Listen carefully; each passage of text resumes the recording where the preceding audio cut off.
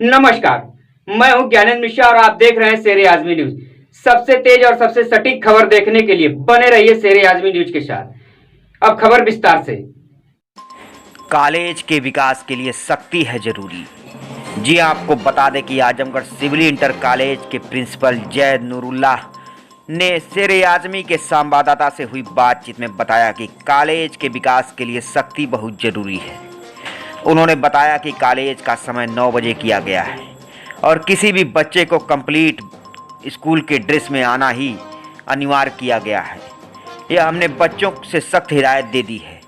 College का I card व college के नियम और कानून में किसी भी प्रकार की अवहेलना बर्दाश्त नहीं की जाएगी। सिविल नेशनल इंटर कॉलेज में हमारे साथ हमसे बात करने के लिए कॉलेज के कुछ टीचर मौजूद हैं। आइए हम उनसे जानते हैं कि जब से जैद नूरुल्लाह साहब इस कॉलेज का कार्यभार संभाले हैं, जब से वो प्रिंसिपल हुए हैं, इस कॉलेज में क्या चेंजिंग आई है? सर ये बताएं कि जब से जैद नूरुल्लाह साहब इस कॉलेज के प्रिंसिपल हुए हैं, जी। इस कॉलेज में क्या चेंजिंग आई है और शिक्षा का स्तर कितना ऊंचा हुआ है? देखिए, बहुत चेंजेस हुए हैं और शिक्षा का स्तर भी बहुत बड़ा है और हमेशा से यहाँ पढ़ाई अच्छी होती है, चाहे कोई भी प्रिंसिपल रहा हो। लेकिन जैद साहब का काम करने का एक तरीका अपना अलग है।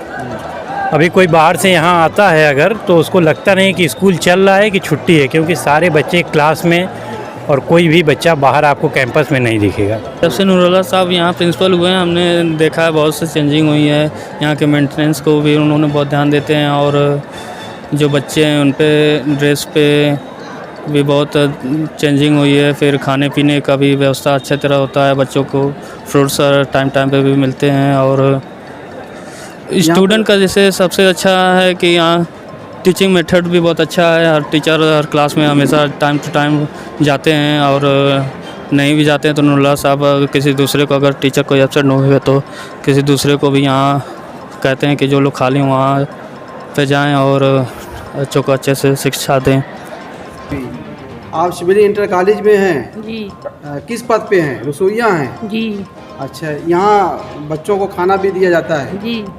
अच्छा, जो खाने की जो क्वालिटी होती है, जो चावल है, दाल है, वो ठीक रहती है ना? हाँ, ठीक रहती है।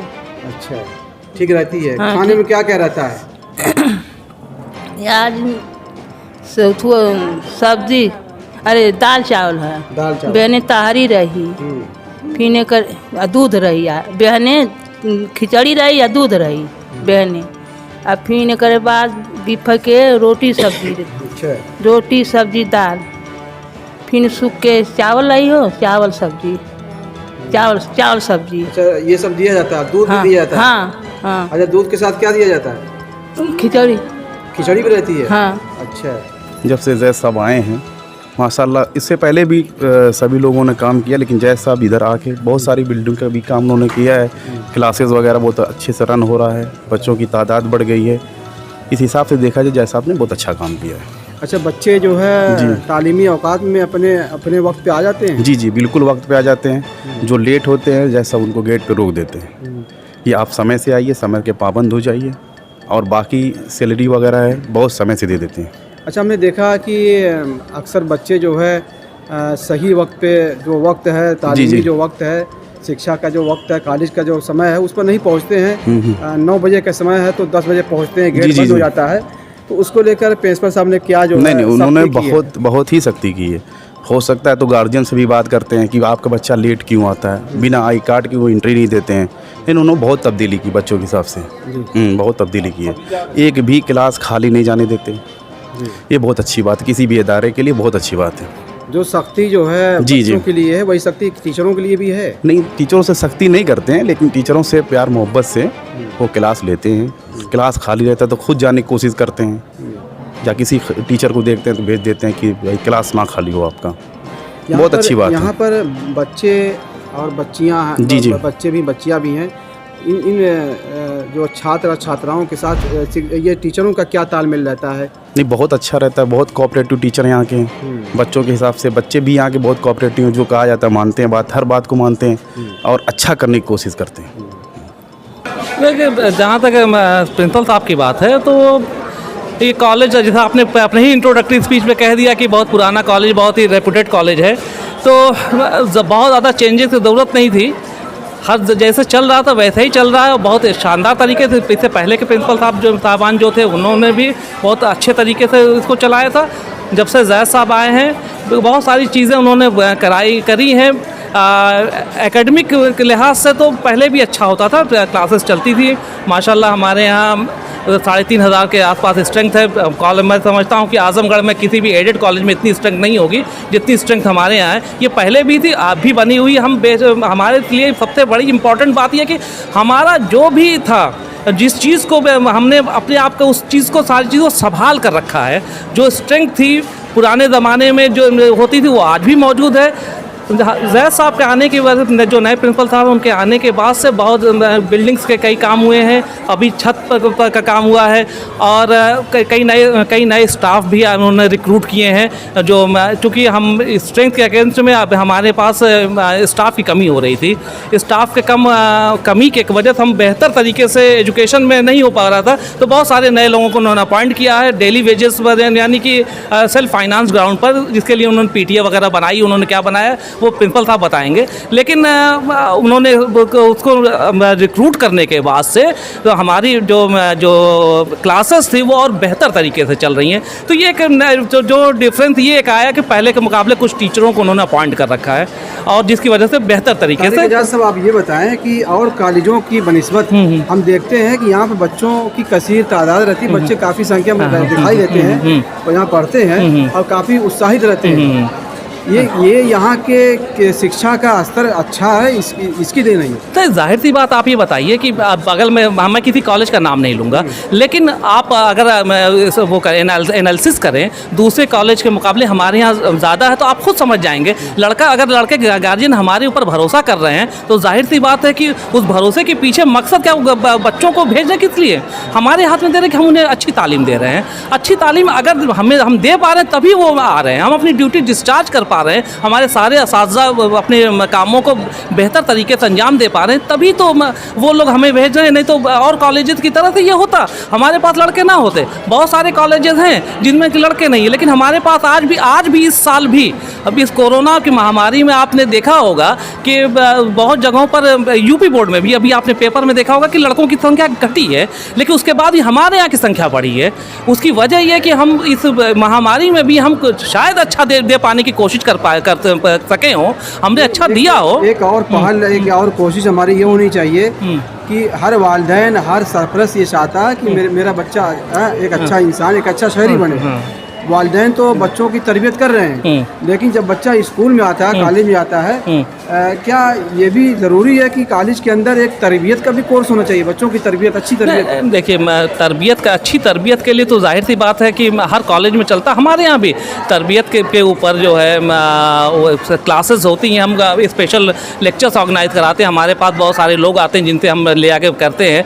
और दूसरी चीज़ है, हमारे सारे असातिज़ा जो भी क्लास में जाते हैं उन्हें डिसिप्लिन होने का, डिसिप्लिन रहने का की वजह के फ़ायदे भी बताते हैं और उन्हें डिसिप्लिन करने की कोशिश भी करते हैं। मैं समझता हूँ कि जितनी बड़ी तादाद में हमारे यहाँ लड़के हैं और जिस तरह से निकलते हैं बाहर, कभी कोई मसला नहीं बाहर नहीं होता। बाहर गेट पर या बाहर सड़क पर कभी कोई मसाइल नहीं होते हैं, कोई जाम के इशू हो। जाहिर सी बात, इकट्ठे लड़के इतने निकलते हैं तो थोड़ा जाम का इशू होता है, लेकिन सारे लड़के बहुत ही महज़ब तरीके से, बहुत ही तहजीब के साथ अपने घरों को जाते हैं। कहीं कोई शिकायत कभी कभार साल 6 महीने में कभी आती है, अदरवाइज़ कोई शिकायत इस तरह की कोई मेजर इशू कभी तक नहीं हुआ, अभी तक नहीं हुआ। इसका मतलब है कि हमारे यहाँ जो बच्चा निकलता है वो तरबियत याफ्ता न सिर्फ इल्मी बल्कि अखलाकी तौर पर भी अच्छी तरबियत लेकर जाता है।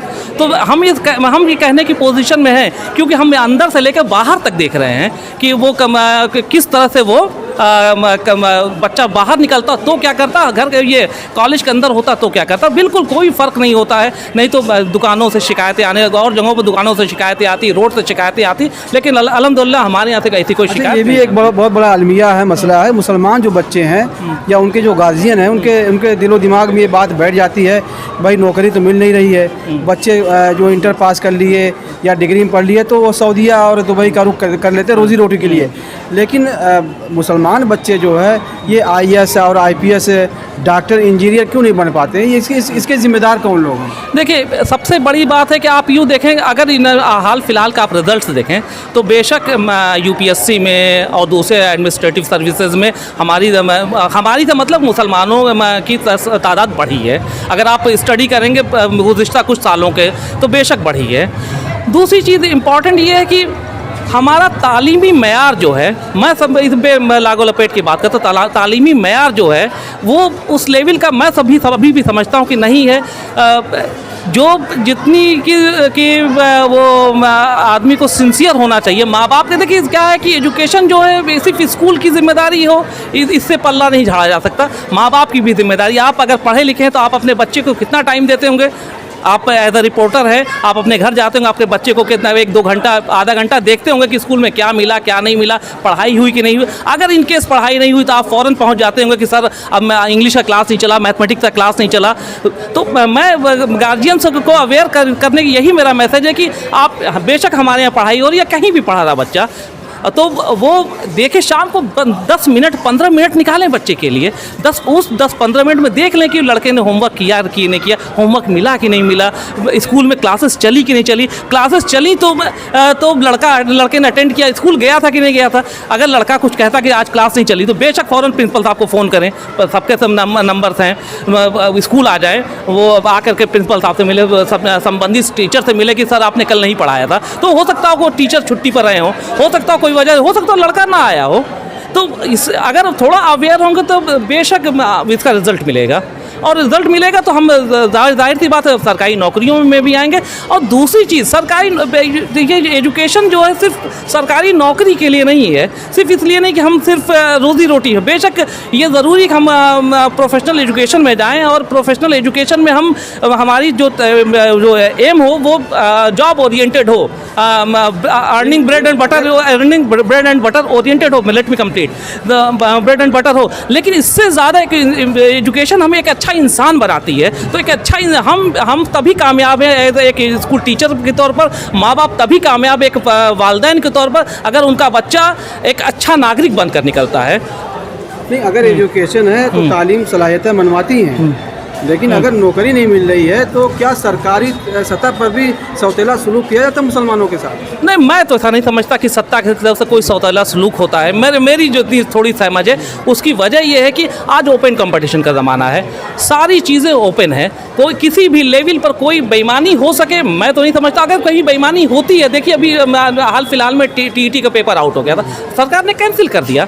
तो अगर हमारे अंदर सलाहियत है, हम कंपटीशन में जाते हैं और सिंसियरली जाते हैं, तो मैं नहीं समझता कि किसी तरह का कोई सौतेला व्यवहार हो रहा है। क्योंकि सरकारें जो हैं वो ओपन कंपटीशन, जो ये होता है इंटरव्यू होता है, इंटरव्यू में भी एक पैनल होता है, पैनल में भी बेईमानी के चांसेस कम होते हैं।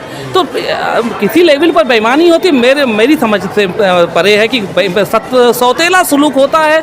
इस तरह का कह पाना मैं नहीं कह पाता, मैं नहीं कह पाऊँगा कि सरकारों की तरफ से कोई सौतेला सलूक होता है।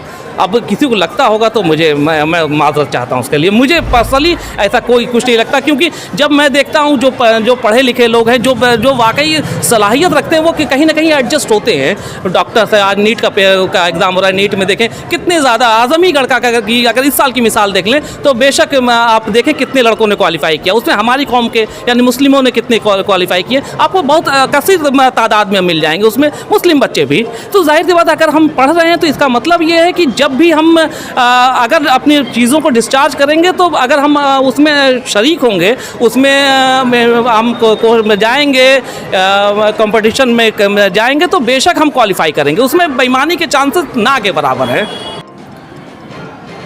इस वक्त हमारे साथ मौजूद हैं हमसे बात करने के लिए शिबली नेशनल इंटर कॉलेज के प्रिंसिपल जनाब जैद नूरुल्लाह साहब। जब से इन्होंने प्रिंसिपल का चार्ज संभाला है, इस कॉलेज के तालीमी निज़ाम को काफ़ी अच्छा किया है और शिक्षा के स्तर को काफ़ी ऊंचा किया है, और काफ़ी मेहनत करते रहते हैं कि कैसे बच्चे जो अपने सही वक्त पे आएँ, कॉलेज का जो समय है उस पर आएँ। और सबसे अच्छा काम इनका ये है कि ये मुस्तकिल जब तक क्लास चलती रहती है, जब तक छुट्टी नहीं होती है, ये बच्चों की निगरानी करते रहते हैं। आइए हम उनसे जानते हैं कि इस कॉलेज के तालीमी निज़ाम को कितना और बेहतर बनाएंगे और इसकी तामीर व तरक्की के लिए उनके दिलो दिमाग में क्या खाका है। जी सर बताएं। ये मैंने 1 अप्रैल को चार्ज लिया है और उसके बाद मुसलसल इस कोशिश में रहा कि कॉलेज की डिसिप्लिन में सुधार आए और उसमें बड़ी हद तक कामयाब भी मैं रहा। और जहाँ तक बच्चों का मामला है, बच्चे तो होते हैं नटोरियस सब, हमारा भी बचपन वही था, लेकिन बच्चों ने भी उसको अप्रिशिएट किया, स्टाफ ने भी किया और उसका मुझे खातिर ख़ार रिजल्ट भी मिल गया। बच्चे डिसिप्लिन रहते हैं, ड्रेस में आते हैं, विदाउट ड्रेस कोई बच्चा आता नहीं। टाइम की पाबंदी मस्ट है, इसलिए कि अगर बच्चा टाइम का पाबंद नहीं होगा, टीचर टाइम का पाबंद नहीं होगा, तो फिर इंडिसिप्लिन क्रिएट होगी और वो तरक्की के जो उसके मराइल है वो भी मुकम्मल नहीं हो सकते अगर वो टाइम का पाबंद नहीं है। तो मैंने सबसे ज़्यादा इसी पर ध्यान दिया कि हर चीज़ वक्त के मुताबिक चले और उसके लिए मैं मुसलसल कोशिश भी करता हूँ कि बच्चे क्लास में रहें, टीचर्स क्लास में जाएं, बच्चे क्लास में शोर ना करें, टीचर्स का असर उन बच्चों पर रहे, उनका रौब भी रहे। और मैं भी देखता रहता हूँ कि कोई बच्चा किसी तरह का की बॉदरेशन जो है वो क्रिएट ना करने पाए, उसके लिए मैं पूरी तरह कोशिश करता रहता हूँ। मौलाना साहब ये बताएं कि शिवली डिग्री कॉलेज है, शिवली इंटर कॉलेज है, शिवली नर्सरी स्कूल है, हाँ। ये कॉलेजेस जो है तालीमी मैदान में बहुत तरक्की कर रहे हैं और हम ये देख रहे हैं कि बच्चों की संख्या यहाँ बहुत ज़्यादा है। ये कहीं न कहीं अल्लामा शिबली नुमानी, अल्लामा हमीदुद्दीन फर्राई की बरकत का नतीजा है। बिल्कुल जी, इसमें कोई शक नहीं, और इसमें कोई एडमिशन के लिए बच्चे उतावले रहते हैं यहाँ। हाँ, उसकी वजह यह है कि जब आप बच्चों को बेहतर तालीम देंगे, समाज में एक मैसेज जाएगा कि चाहे शिबली हो या कोई भी इदारा हो, जब समाज में ये मैसेज जा रहा है कि वहाँ डिसिप्लिन है, बच्चे किसी तरह की शरारत नहीं कर सकते, पढ़ाई पर ख़ास तौर पर ध्यान दिया जाता है और ये गार्जियन ये महसूस करता है कि उसका बच्चा जब कॉलेज के अंदर पहुँच गया तो वो सेफ़ है, फिर वो ना बाहर जा सकता है, ना वो किसी तरह के रोड पर कोई किसी तरह का क्या न्यूसेंस क्रिएट कर सकता है। जब तक वो रहता है वो पढ़ाई पर ही ध्यान देता है और तो वो ऑटोमेटिकली ये मैसेज जब मैदान में जाएगा, समाज में जाएगा, तो लोग उसकी तरफ मुतवज्जह होते हैं और चाहते हैं। कोई भी गार्जियन ये नहीं चाहता कि उसका बच्चा बिगड़ जाए, कोई भी नहीं चाहता कि उसका बच्चा जो है सड़कों पर घूमे। कोई भी गार्जियन, कोई XYZ कोई भी हो, बता दे कि उसका वो ये चाहता है। जब वो ये उसके दिल में है कि मेरा बच्चा अच्छा बन कर के निकले, तालीमी मैदान में आगे बढ़े, तो वो ऑटोमेटिकली इदारे की तरफ मुतवज्जह होता है और चाहता है कि मुझको इसका प्रेशर भी झेलना पड़ता है कि बार बार जो है लोगों को मना भी करना पड़ता है कि भाई मेरे यहाँ मत एडमिशन कराइए, मेरे यहाँ स्ट्रेंथ बहुत ज़्यादा हो चुकी है, फिर जो है मैं डिसिप्लिन को नहीं मेंटेन कर पाऊँगा। लेकिन इतना प्रेशर रहता है कि प्रशासनिक प्रेशर भी आ जाता है कि नहीं दाखिला लीजिए। भाई बाद गार्जियंस तो ऐसे आए जो कह रहे थे मेरा बच्चा खड़ा होकर के पढ़ेगा, आप अलाउड तो करिए, मेरा बच्चा खड़ा होकर के पढ़ लेगा। तो ये पोजीशन है। उसकी वजह ये है कि जब टीचर पढ़ाएगा और बच्चा पढ़ने के लिए तैयार होगा तो ऑटोमेटिकली उसकी तरफ लोग झुकेंगे और स्ट्रेंथ पर का प्रेशर तो बनता है।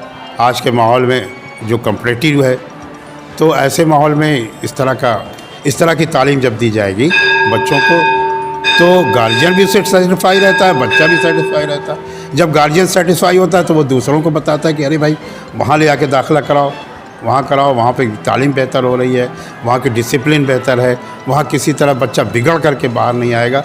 यही वजह है कि यहाँ पर जो है लोग इसको शिबली को प्रेफर करते हैं, अपने बच्चों को यहाँ भेजते हैं और उसी का नतीजा है कि तादाद भी बहुत ज़्यादा हो गई है।